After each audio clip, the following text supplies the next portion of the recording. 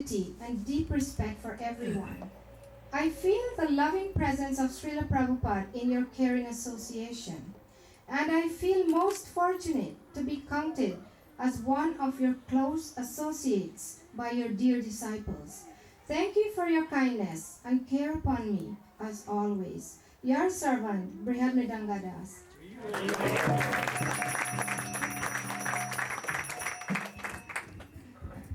Maharaj, this is an offering from Bhakti Chaitanya Maharaj. Dear Bhakti Maharaj, please accept my humble obeisances, all glories to Srila Prabhupada.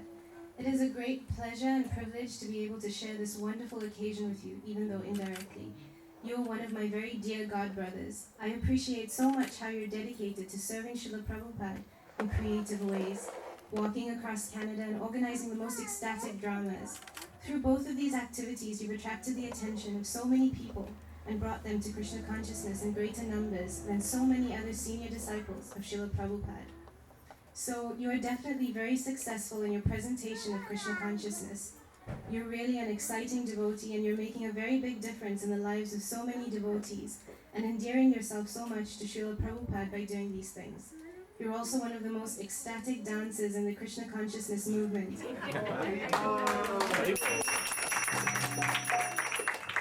Despite not being a young man, you dance better than practically anyone half your age.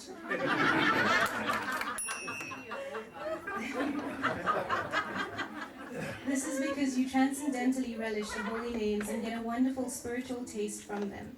From this, we can see that you're chanting completely without offenses. I'm looking forward to getting more and more of your association and seeing how you help transform South Africa. Please continue to be kind to me and give me your association. Hoping this meets you well, your servant, Bhakti Chaitanya Swami.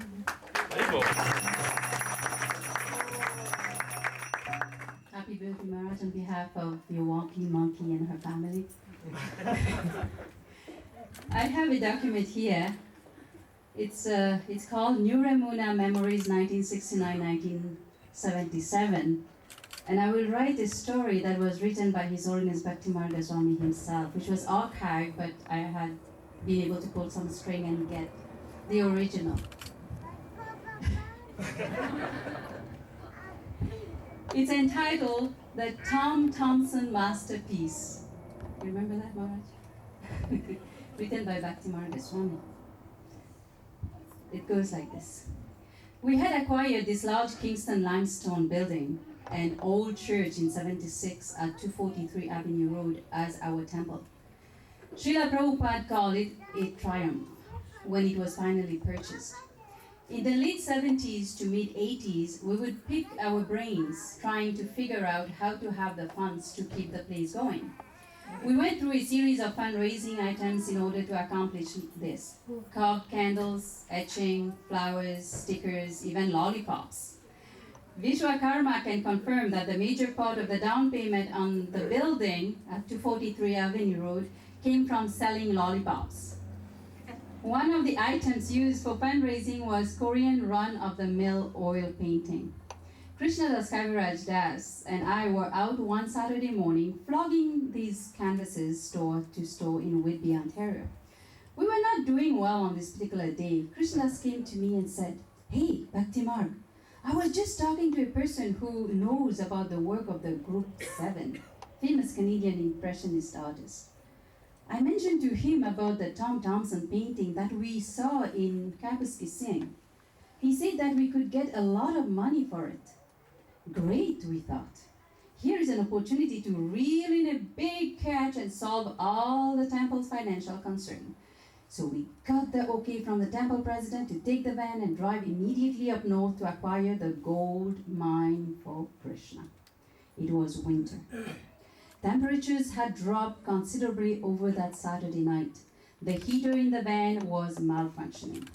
On top of that, the radio reported that the criminal had shot a motorist on the same highway and had not yet been caught. In fact, we were on the same stretch of Highway 11 just south of North Bay where the incident had taken place. We reached an airy North Bay in the sense that it was literally frozen solid. And we rented a hotel room that had a defunct heater. We took rest in all our clothes and socks, but were too cold to sleep.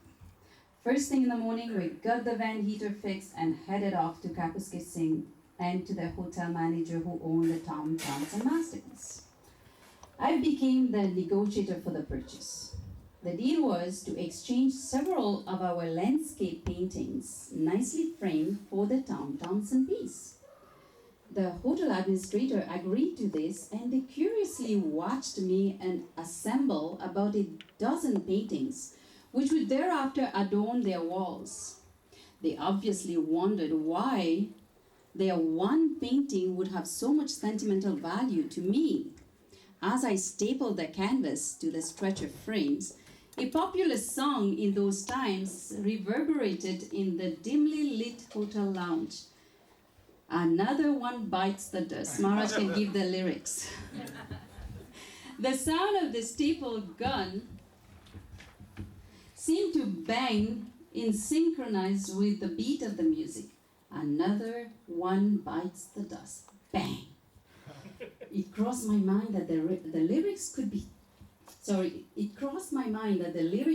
telling me something.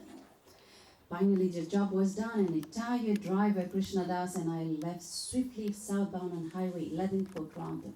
We arrived at Japa time early in the morning with the prized Tom Johnson masterpiece. All the devotees were anxiously waiting to view this painting of the Georgian Bay landscape that was going to transform our financial troubles overnight. We turned the painting over to Vishwakarma and Krishnadas, and I turned our bodies into bed after the marathon program. It was Sunday morning, and Vishwakarma and a few enthusiastic devotees dressed in civilian clothes and took the drive to the famous Kleinberg Gallery, where the group of 7 have their works on display. Holding this precious item in his arms, Vishwakarma felt as if he were in heaven as he arrived at the gallery. With the biggest smile on his face, he spoke to the authority at the gallery who would be able to reveal the absolute value of this great work of art. First he said that, yes, it was a famous piece. However, Vishwakarma's enthusiasm started to wane as the expert explained that this was a lithograph and that a few thousands of them were in circulation. In other words, this was not an original work. Trying to stay positive, Vishwakarma asked how much it was worth. "Oh, about $40, he replied. Of course, the devotees tried to remain composed in the gallery, but on the way back to the temple, there was more than chuckled, some tears maybe too. We kept thinking of ways to support the temple, so eventually we were inspired. Let's build our own congregation of devotees and support everything through them. Krishna's mercy. Haribol.